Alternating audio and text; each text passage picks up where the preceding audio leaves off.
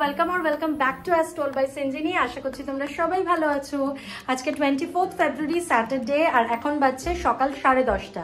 স্বাভাবিক আমি কিছুক্ষণ আগে ঘুম থেকে উঠলাম, উঠেই আগে আমি আমার ফার্স্ট বেডরুমটা সেট করে নিয়েছি। আর কালকে মেশিনে যে জামা কাপড়গুলো কাচতে দিয়েছিলাম সেগুলো সমস্ত শুকিয়ে গেছে, তো সেগুলোও তুলে নিয়েছি।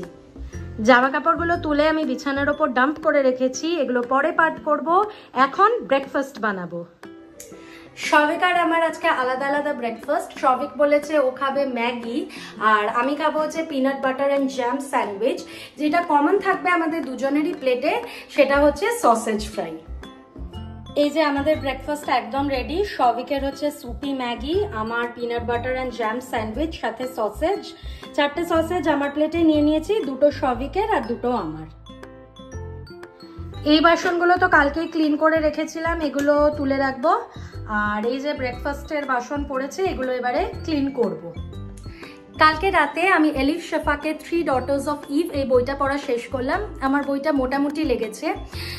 এর আগে আমি এলিফ শেফাকের লেখা 2টো বই আরও পড়েছি, দ্য 40 রুলস অফ লাভ যেটা দারুণ, are the bastard of Istanbul সেটাও আমার ভালোই লেগেছিল।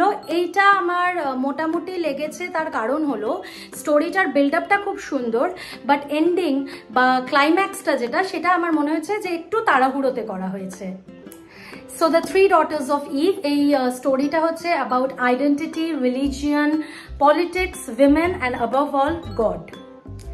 এই বইটা যে মেন ক্যারেক্টার নাজ পেরি বা Perry, she is confused about the existence of God, because Perry যখন বড় হচ্ছিল তখন সে দেখেছে যে তার বাবা মার গডের ওপরে কমপ্লিটলি অপোজিট ভিউজ। পেরির মা হচ্ছে কমপ্লিট বিলিভার আর পেরির বাবা হচ্ছে সেকুলারিস্ট। সো দেন পেরি একটা স্কলারশিপ পায় এবং সে চলে যায় হচ্ছে অক্সফোর্ড ইউনিভার্সিটিতে পড়তে। আর অক্সফোর্ড ইউনিভার্সিটিতে গিয়ে পেরির দেখা হয় 2টো মেয়ের সাথে, Shirin and Mona, who became her best friends. আর দেখা হয়েছে প্রফেসর আজুরের সাথে, who teaches God. So then the story narrates the relationship of Peri with Shireen and Mona and with Professor Azur and with God. Elif শেফাকের writing স্টাইলটা একটু different. এলিফ Shefaque কি করে, একবার পাস্টের ঘটনাটা বলে আর একবার প্রেজেন্টের ঘটনাটা বলে। তো সেই স্টাইলটা অনেকের হয়তো একটু ডিফিকাল্ট লাগতে পারে, বাট আমার বেশ ভালো লাগে। এখন বাজছে 12:30 আর মামুনি এইমাত্র কাজ করে গেল। এবারে আমি আর শবিক বেরোচ্ছি। আমরা ফার্স্টে আমাদের কম্বলটাকে ড্রাই ক্লিনিং এর জন্য দেব, অ্যান্ড দেন আমরা একটু মোড় যাব। এই যে কম্বল তো আমি প্যাক করেই রেখেছিলাম, আর ড্রাই ক্লিনার্সটাও আমাদের বাড়ি থেকে দূর নয়, 3 মিনিটের রাস্তা।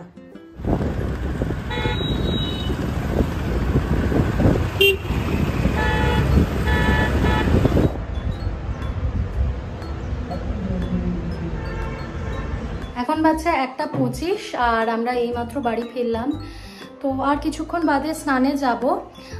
ড্রাই ক্লিনিংয়ে দিয়ে এসেছি কম্বলটা। ওরা বললো যে ওদের পিক আপ অ্যান্ড ড্রপ সার্ভিসও আছে, বাট স্টিল ফার্স্ট টাইম যেহেতু দিচ্ছিলাম কাচতে সেই জন্য দোকানটা দেখে এলাম। আর ওরা বলেছে যে ওরা বাড়িতে ডেলিভারি করে দেবে, 5 দিন লাগবে।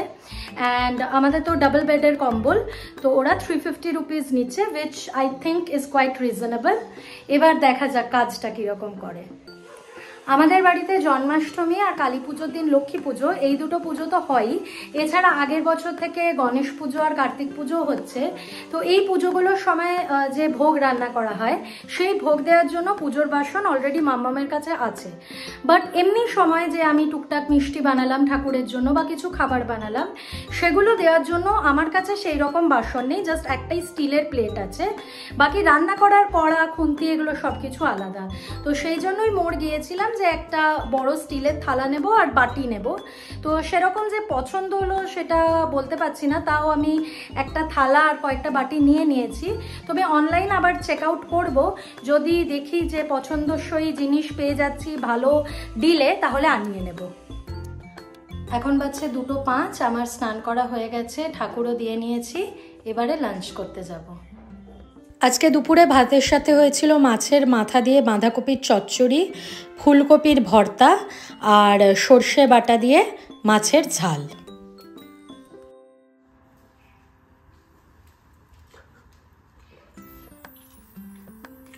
কি খাচ্ছিস বলতো? ওটা এটা বলে ফুলকপির ভর্তা।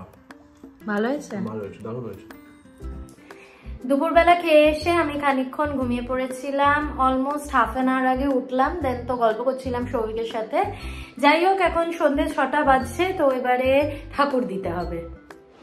এখন বাজছে 7:15 আর আমি আর সৌভিক বেরোবো। আজকে ডিনারটা প্ল্যান করেছি যে বাইরেই করব, বাট কোথায় করব এখনো জানি না।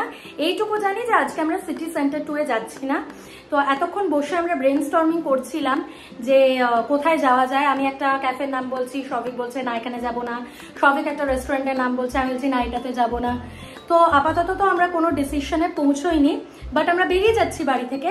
দেখা যাক আলটিমেটলি আমরা কোথায় যাই। বিশ্ব বাংলা গেটের কাছে আমরা অল্প একটু জ্যাম পেয়েছিলাম ঠিকই, বাট বিকেলবেলা বা সন্ধ্যেবেলা নিউ টাউনের রাস্তাগুলো কিন্তু মোটামুটি ফাঁকাই থাকে, আর সেই জন্য বাইক রাইড করতেও বেশ লাগে। আজকে তো ফুরফুরে ঠান্ডা হাওয়া দিচ্ছিল, মনে হচ্ছিল বাইকে করে ঘুরেই যাই, কোনো রেস্টুরেন্টে আর যাবো না। যাই হোক, অনেক পারমিউটেশন অ্যান্ড কম্বিনেশন করার পর আমি আর সৌভিক ঠিক করলাম আমরা লা আর্টিসানে যাব। এই রেস্টুরেন্টটা আমার আর সৌভিক দুজনেরই খুব favourite, and I am visiting this restaurant for the 5th time now. আমাদের ইচ্ছা ছিল যে আমরা আজকে ডিনারটা বাইরে বসে করব, মানে রুফটপটাতে, বাট আমাদের আসার কিছুক্ষণ আগেই নাকি এখানে বৃষ্টি হয়েছিল, তাই জন্য মোস্ট অফ দ্য টেবলসই ভেজা ছিল আর ওরা ক্লিন করছিল, তাই জন্য অগত্যা আমাদেরকে ভেতরেই বসতে হলো। আমি যতবার লা আর্টিসানে এসেছি ততবারই different types of dishes and beverages try করেছি, আর কোনো দিনই আমি কিন্তু ডিসঅ্যাপয়েন্টেড হইনি। তো তোমরা যদি গুড ফুড আর গুড অ্যাম্বিয়েন্স দুটোই চাও, তাহলে অবভিয়াসলি একবার লা আর্টিসানে ভিজিট করতেই পারো। আই এম কোয়াইট শিওর যে এখানকার ভাইবস তোমাদেরও নিশ্চয়ই ভালো লাগবে। অ্যাজ ইউ ক্যান সি, বাইরে বসলে আমরা দারুণ একটা ভিউ এনজয় করতে পারতাম, বাট তাই বলে কিন্তু ভেতরের ডেকরটাও কম যায় না, খুবই সুন্দর। হোয়াইট আর ব্লু এর ব্যাকড্রপটা খুবই অ্যাস্থেটিক, অ্যান্ড পিকচার্স আর ভিডিওস করার জন্য কিন্তু পারফেক্ট। এবারে চলে আসি আমরা কি কি ফুডস অ্যান্ড ড্রিঙ্কস অর্ডার করেছিলাম তাতে। সৌভিকের অনেক দিন ধরে কোল্ড কফি খেতে ইচ্ছা করছিল, তো ও নিজের জন্য নিয়েছিল একটা ক্যাফে ফ্র্যাপে। সৌভিক তো বললো ওর ফ্র্যাপেটা ভালোই লেগেছে, আর আমি নিয়েছিলাম চিজ কেক শেক, দেখতে আর খেতে মোটামুটি ছিল। তারপরে নেওয়া হয়েছিল ফ্রাইড চিকেন বার্গার, এই বার্গারটার সাথে ওরা পোটেটো ভেজেস দিয়েছিল, and this burger was hands down the best burger I ever had. আর নেওয়া হয়েছিল হরিসা চিকেন প্ল্যাটার, যেটাতে ছিল মেক্সিকান রাইস, সাথে একটা মেক্সিকান সালসা সস, হ্যাসেলব্যাক পোটেটো আর রোস্টেড চিকেন। এই প্ল্যাটারটা আমার খুব একটা ভালো লাগেনি, মোটামুটি ছিল। ডেজার্টে নিয়েছিলাম লেমন টার্ট। লা আর্টিসানে খেয়ে দিয়ে আমরা চলে এসেছিলাম ডিক্যাথলনে। এখান থেকে সৌভিক নিজের জন্য একটা গ্লাভস নিল, যেটা পরে ওর বাইক চালাতে আরও বেশি কমফোর্টেবল ফিল হবে। এখন অলমোস্ট 9:30 বাজছে আর আমরা এইমাত্র বাড়ি ফিরলাম। আর এই যে আমার পিছনে দেখতে পাচ্ছ, সেই যে সকালে জামা কাপড় তুলেছিলাম সেগুলো এখনও পাট করা হয়নি। প্রথমে বিছানায় ডাম্প করা ছিল, তারপর দুপুরে আমি চেয়ারে জড়ো করে রেখেছি। সো এখন এগুলো আমি পাট করে আলমারিতে তুলি। আর আজকের ভিডিওটা এই অবধি থাক। যদি ভালো লেগে থাকে please make sure to like and also subscribe.